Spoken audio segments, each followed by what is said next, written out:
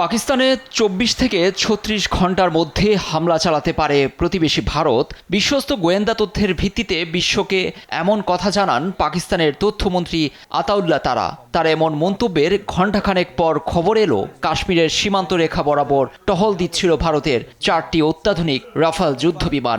সেই খবর পেয়ে উড়াল দেয় পাক যুদ্ধবিমানও। পাকিস্তানের যুদ্ধবিমানের উপস্থিতি টের পেয়ে বাধ্য হয়ে পালিয়ে যায় ফ্রান্সের তৈরি রাফাল বিমান। বুধবার বিবৃতিতে এমন চাঞ্চল্যকর খবর জানালো পাকিস্তানের বিমান বাহিনী পিডিএফ।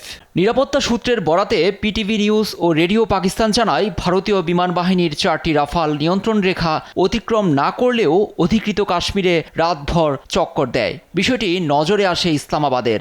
বিবৃতিতে দেশটি জানায়, তাদের বিমান বাহিনীর তাৎক্ষণিক শক্ত পদক্ষেপের ফলে ভারতীয় বিমান বাহিনীগুলো সরে যেতে বাধ্য হয়। নয়াদিল্লির যে কোনো আগ্রাসী আচরণ ও উস্কানির কঠিন প্রতিক্রিয়া জানাতে ইসলামাবাদ প্রস্তুত বলেও বিবৃতিতে হুঙ্কার দেওয়া হয়। কাশ্মীরে গত ২২ এপ্রিল বন্দুক হামলার দায় পাকিস্তানের উপর চাপিয়ে বদলা নেয়ার হুঙ্কার দিয়েছেন প্রধানমন্ত্রী নরেন্দ্র মোদী।